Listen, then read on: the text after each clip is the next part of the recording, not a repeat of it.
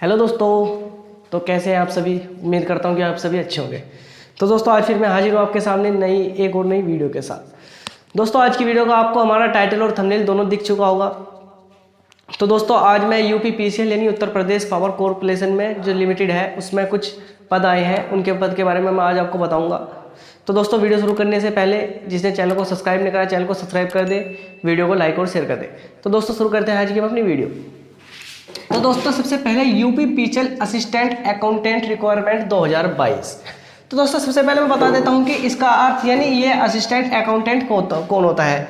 दोस्तों जो भी यानी यूपीपीसीएल जो उत्तर प्रदेश बिजली विभाग है उसमें जो अधिकारी होते हैं उनके नीचे जो अकाउंट का कार्य करते हैं असिस्टेंट अकाउंटेंट, यानी जो वहाँ का लेखा जोखा रखते हैं वे उन्हें असिस्टेंट अकाउंटेंट कहते हैं। और दोस्तों उनके कुछ पद आए हैं जिसमें टोटल पद है क्या नाम टोटल पद है 186 पोस्ट है।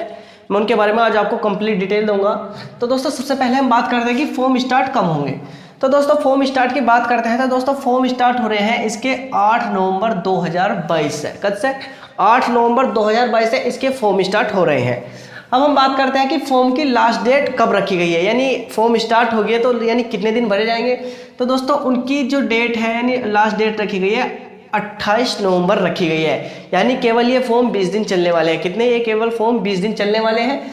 दोस्तों इसकी एग्जाम डेट का भी इन्होंने खुलासा कर दिया है। अब मैं बात करता हूँ कि इसकी एग्जाम डेट कब है। तो जनवरी 2023 यानी जैसे ही यानी 28 नवंबर को फॉर्म फाइनल यानी फॉर्म की लास्ट डेट है। जैसे ही फॉर्म सबके भर जाएंगे तो दोस्तों उसके बाद जितने फॉर्म भरे जाएंगे उसके हिसाब से पेपर वगैरह तैयार होकर जनवरी 2023 में इसका एग्जाम करा लिया जाएगा। अब बात करते हैं कि फीस कितनी रखी गई है।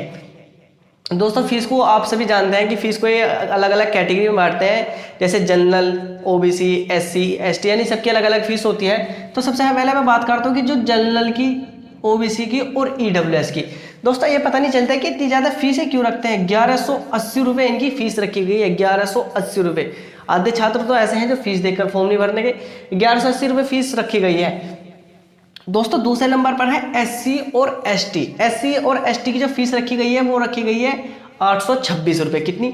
826 रुपये एससी और एसटी की फीस रखी गई है। मैं बात करूँ पीएच यानी आप जिन्हें दिव्यांग बोलते हैं, दोस्तों उनकी फीस रखी है कुल 12 रुपये। कितनी? 12 रुपये उनकी फीस रखी है। कितनी? 12 रुपये एससी उसकी पीएच यानी दिव्यांग की फीस रखी गई है। अब मैं बात करता हूँ कि दोस्तों अगर इनकी इसमें एज कहाँ से और कहाँ तक काउंट करेंगे। दोस्तों जो इसमें एज है वो 21 से 40 यानी 21 से कम के ना हो और 40 से ज़्यादा ना हो। तो 21 से 40 के बीच में आपकी एज होनी चाहिए। मैं बात करता हूँ कि दोस्तों जो इसमें पोस्ट रखी गई है, दोस्तों इसमें पोस्ट रखी गई है केवल 186 पोस्ट है। अब क्योंकि उत्तर प्रदेश में बिजली विभाग यानी है तो काफ़ी बड़ा, पर ऐसा तो नहीं कि जैसे टीचर वगैरह की पोस्ट होती है कि हज़ारों में निकलते हैं, 50,000 60,000। दोस्तों ऐसे नहीं, केवल 186 पोस्ट है। एक तरह से सीमित ही पोस्ट है लेकिन अच्छी जॉब है। मैं बात करता हूँ कि दोस्तों अगर कैटेगरीज वाइज इनकी जॉब देखें नहीं किस जनरल को, ईडब्ल्यूएस को, ओबीसी को कितनी सीट है, यानी कितनी उनकी पोस्ट है। तो दोस्तों जनरल की जो है वो है 79। जनरल की कितनी? जनरल की 79 पोस्ट है। मैं बात करता हूँ ईडब्ल्यूएस दोस्तों ईडब्ल्यूएस की 18 पोस्ट है। कितनी? ईडब्ल्यूएस की 18 पोस्ट है। हम बात करते हैं कि ओबीसी दोस्तों ओबीसी की 47 पोस्ट है। कितनी? ओबीसी की 47 पोस्ट है। अब हम बात करते हैं कि एससी, दोस्तों एससी की 37 पोस्ट है। एससी की कितनी? एससी की 37 पोस्ट है। और एसटी, दोस्तों एसटी की जो है 5 पोस्ट।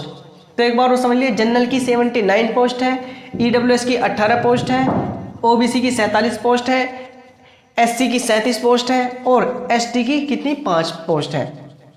अब मैं बात करता हूँ दोस्तों अगर आप इसका डॉक्यूमेंट यानी अगर आप इसका फॉर्म फिल कराते हैं तो आपको उस दौरान किस किस डॉक्यूमेंट की आवश्यकता होगी। तो दोस्तों सबसे पहले जो इसमें इन्होंने डॉक्यूमेंट्स मांगे हैं, दोस्तों सबसे पहले आपके पास मार्कशीट होनी चाहिए। मार्कशीट होनी चाहिए यानी आपने जो 12th करा है या जो भी कर रखा है आपके पास उसकी मार्कशीट होनी चाहिए। दूसरे नंबर पर दोस्तों इन्होंने यानी आधार कार्ड होना चाहिए। अगर आप फॉर्म अप्लाई करने जा रहे हैं तो दोस्तों आपके पास आधार कार्ड होना चाहिए। तीसरे नंबर पर फोटो यानी एक फ़ोटो होना चाहिए और सिग्नेचर होने चाहिए। क्या? सिग्नेचर होने चाहिए। तो दोस्तों ये डॉक्यूमेंट्स आपके पास होने चाहिए। अब दोस्तों हम बात करते हैं कि अगर आपके पास डॉक्यूमेंट है, डॉक्यूमेंट्स में यानी ये आपके पास डॉक्यूमेंट है तो इसमें जो इन्होंने क्या एलिजिबिलिटी रखी गई है, यानी किस चीज़ के डॉक्यूमेंट, जो मार्कशीट है वो किस चीज़ की होनी चाहिए। तो दोस्तों आपने यानी कॉमर्स से आपने स्नातक कर रखा हो, स्नातक का मतलब यानी आपने कॉमर्स से ग्रेजुएशन कर रखा हो, कैसा कॉमर्स से, और कॉमर्स में यानी बीकॉम आपके पास, इन्होंने किस चीज़ की डिग्री मांगी, स्नातक। क्योंकि दोस्तों एक तरह से लेखाकार है तो बीकॉम की डिग्री की जरूरत होगी, क्योंकि ये यूपीपीसीएल असिस्टेंट अकाउंटेंट यानी लेखाकार है, तो दोस्तों उसमें स्नातक की आवश्यकता होगी, काहे कि स्नातक, और स्नातक में कौन सी, बीकॉम, यानी आपके पास कॉमर्स से ही बीकॉम होनी चाहिए। दोस्तों इसके डॉक्यूमेंट्स हो गया, इसकी जो एलिजिबिलिटी है वो भी हो गया। अब हम बात करते हैं दोस्तों इसका सिलेबस क्या रखा गया है। दोस्तों इसके सिलेबस को इन्होंने 2 भाग में बांटा गया है। सबसे पहले आपको एक क्वालिफाइंग एग्जाम देना पड़ेगा जो कि कंप्यूटर से रिलेटेड होगा, यानी इसमें कंप्यूटर से संबंधित क्वेश्चन होंगे, क्योंकि जो ये यूपीपीसीएल असिस्टेंट अकाउंटेंट होता है इसका कार्य जो वहाँ होता है कंप्यूटर पर ही होता है, क्योंकि ये लेखा जोखा रखते हैं। अब ऐसा तो है नहीं कि डायरी में किसी चीज़ का लेखा जोखा रखेंगे। दोस्तों ये लेखा जोखा जो रखते हैं ये कंप्यूटर में रखते हैं। तो सबसे पहले आपको कंप्यूटर के 50 नंबर का एक पेपर होगा, कंप्यूटर पे होगा, और दोस्तों उसमें 1/4 की नेगेटिव मार्किंग होगी, यानी 50 नंबर का कंप्यूटर का पेपर होगा, 1/4 की नेगेटिव मार्किंग होगी, और दोस्तों उसमें 50% अनिवार्य होगा। कितने, उसमें 50% आपको लाने अनिवार्य है, यानी अगर 50 नंबर का पेपर है तो उसमें आपको 25 नंबर लाने अनिवार्य है। अरे हाँ, इसमें एक मेन बात हो रहा है कि दोस्तों केवल ये क्वालिफाई एग्जाम है, ये क्वालिफाई एग्जाम है, इस पेपर के नंबर नहीं जुड़ेंगे, यानी मेन एग्जाम में जब बैठेंगे तो उस पेपर में आपके नंबर नहीं जुड़ेंगे, केवल ये खाली एक क्वालिफाइंग पेपर है। अब दोस्तों मैं बात करता हूँ कि जो पेपर नंबर 2 है उसमें क्या रखा गया है। दोस्तों पेपर नंबर 2 में हिंदी और इंग्लिश से दोनों से क्वेश्चन पूछे जाएंगे। आपको मैथ आगा, दोस्तों मैथ आपको एडवांस मैथ नहीं देना, आपको अर्थमेटिक जैसे नंबर सिस्टम हो गया, लाभ हानि हो गया, परसेंटेज हो गया, प्रॉफिट लॉस हो गया, यानी दोस्तों ये सभी से क्वेश्चन बनेंगे। तो दोस्तों Hindi English, general Hindi English होगी, यानी 10th लेवल तक की होगी, मैथ होगा, और अकाउंटेंसी यानी जो कॉमर्स में अकाउंटेंसी, जिसने कॉमर्स से बीकॉम कर रखा होगा उसे पता होगा दोस्तों इसमें अकाउंट वगैरह बनाने होते हैं, उस चीज़ की आवश्यकता होगी, यानी वो चीज़ होनी चाहिए, यानी उससे रिलेटेड क्वेश्चन आएंगे। फिर आएगा दोस्तों एडिक्शन एंड इनकम टैक्स से संबंधित क्वेश्चन आपसे पूछे जाएंगे। दोस्तों इसमें भी जो नेगेटिव मार्किंग होगी वो भी 1/4 की, कितनी, 1/4 की नेगेटिव मार्किंग होगी, 1/4 की, यानी अगर आपके 4 क्वेश्चन गलत है तो आपका एक सही नंबर भी काट लिया जाएगा।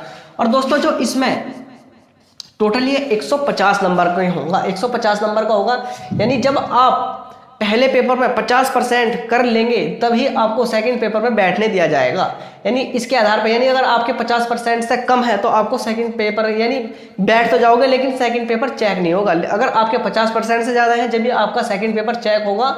और दोस्तों इसमें ये 150 नंबर का होगा। अब मैं बात करता हूँ कि अगर ये 150 नंबर का है तो अगर जैसे 2021 की बात करता हूँ दोस्तों, जब 200 पद आए थे इसके, तो मैं बात करता हूँ कि उस दौरान इसकी कट ऑफ क्या गई थी। तो दोस्तों ये 2021 की कट ऑफ है। अब मैं बात करता हूँ कि इसकी उस दौरान कट ऑफ क्या गई थी। तो दोस्तों उस दौरान जो जनरल की कट ऑफ थी, जनरल की 87.76 नंबर पर कट ऑफ गई थी, कितनी, 150 में से 87.76 नंबर पर कट ऑफ गई थी। क्योंकि हमें इन 50 नंबर से कोई मतलब नहीं, क्योंकि ये 50 नंबर से क्यों मतलब नहीं, क्योंकि दोस्तों ये एक तरह से क्वालिफाइंग पेपर है, इसमें 50% ही लाने अनिवार्य है। दोस्तों मैं बात करता हूँ कि ईडब्ल्यूएस की जो मेरिट गई थी दोस्तों, ईडब्ल्यूएस की भी कुछ कम नहीं हुई थी, ईडब्ल्यूएस की भी इतनी सी 87.76 नंबर की ईडब्ल्यूएस की मेरिट थी। अब मैं बात करता हूँ कि ओबीसी कितनी गई थी। तो दोस्तों ओबीसी की गई थी 73.21, कितनी, ओबीसी की 73.21 पर मेरिट गई थी। एससी की दोस्तों, एससी की बहुत ही कम मेरिट गई थी, यानी 36.78 नंबर पर एससी की मेरिट गई थी, क्योंकि एससी की पोस्ट भी बहुत कम होगी इसलिए मेरिट भी बहुत कम गई थी। एसटी की दोस्तों, एसटी की गई थी 31.79, एसटी की जो गई थी 31.79 पर गई थी। दोस्तों जो डिफेंस यानी जो पहले सेना में कार्य कर चुके हैं दोस्तों, उनकी मेरिट गई थी 47.76 पर, कितनी, 47.76 पर उनकी मेरिट गई थी। मैं बात करता हूँ कि दोस्तों यानी इसमें ये तो मेरिट होगी। अब इसमें यानी सिलेक्टेड मोड कैसा होगा, यानी यही एग्जाम होंगे या इसके बाद कोई और एग्जाम होगा। दोस्तों खाली इसमें जो इसका सिलेक्शन मोड है उसमें दोस्तों आपको केवल एक सीबीटी एग्जाम देना पड़ेगा, यानी ये बस आपका सीबीटी एग्जाम होगा, और उसके बाद में आपका फाइनल मेरिट लिस्ट में अगर आपका नाम आ जाता है तो दोस्तों आपका सिलेक्शन हो जाएगा। अब मैं बात करता हूँ कि अगर आपका सिलेक्शन हो जाता है तो उसके बाद आपकी सैलरी कितनी होगी। सैलरी दोस्तों जो इसमें सैलरी मिलेगी वो लेवल 5 की सैलरी मिलेगी। लेवल 5 की कैसे, यानी आपके 29,800 से लेकर 94,300 रुपये तक के बीच में आपकी सैलरी होगी, यानी 29,800 से शुरू होगी और यानी 94,300 तक आपकी सैलरी पहुंच जाएगी। कहाँ तक, 94,300 तक आपकी सैलरी पहुंच जाएगी। तो दोस्तों ये थी क्या नाम, ये यूपीपीसीएल जो असिस्टेंट अकाउंटर है इसके बारे में कंप्लीट डिटेल थी दोस्तों। फॉर्म कब से स्टार्ट हो रहे हैं, फॉर्म की लास्ट डेट कब है, एग्जाम डेट कब है, फीस कितनी है दोस्तों, एज कब से काउंट करेंगे, पोस्ट कितनी है, डॉक्यूमेंट्स क्या क्या लगेगा, एलिजिबिलिटी में यानी आपके पास स्नातक होना चाहिए और स्नातक में यानी बीकॉम आपने कर चुके हो दोस्तों। सिलेक्टेड मोड बता दें कि सीबीटी यानी एग्जाम होगा, उसके बाद फाइनल मेरिट लिस्ट आ जाएगी। जो इसका सिलेबस था मैंने आपको सिलेबस बता दिया, हिंदी, इंग्लिश, मैथ, अकाउंटेंसी और एडिक्शन यानी एंड इनकम टैक्स से आपके क्वेश्चन आएंगे और टोटल जो पेपर होगा वो 150 नंबर का होगा। तो दोस्तों ये थी मेरी यानी यूपीपीसीएल अकाउंटेंट को लेकर, असिस्टेंट अकाउंटेंट को लेकर छोटी सी वीडियो। दोस्तों मैं आपको बता दूं कि अगर आप किसी भी गवर्नमेंट एग्जाम की तैयारी कर रहे हो, चाहे आप यूपी के किसी एग्जाम की तैयारी कर रहे हो या केंद्र के एग्जाम की तैयारी कर रहे हो, यूपीएससी, यूपीपीसीएल यानी किसी भी एग्जाम की तैयारी कर रहे हो, तो दोस्तों आप इस चैनल को जरूर सब्सक्राइब कर लीजिए। क्योंकि दोस्तों इस चैनल पर मैं रोजाना की जो जॉब आती है उनसे रिलेटेड रोजाना की आपको जानकारी देता रहूँगा। क्योंकि ये जो फॉर्म आते हैं आपके पास नोटिफिकेशन का जाएगा, आप बेल आइकन को दबा लीजिए तो आप उन फॉर्म को भर सकते हैं, क्योंकि मैं उनसे रिलेटेड आपको सभी जानकारी देता रहूँगा। तो दोस्तों अंत में ये कि अगर आप चैनल पर नहीं हो तो चैनल को सब्सक्राइब करना, वीडियो को लाइक और शेयर करना। तो दोस्तों मिलते हैं अगली वीडियो में। Thanks for watching.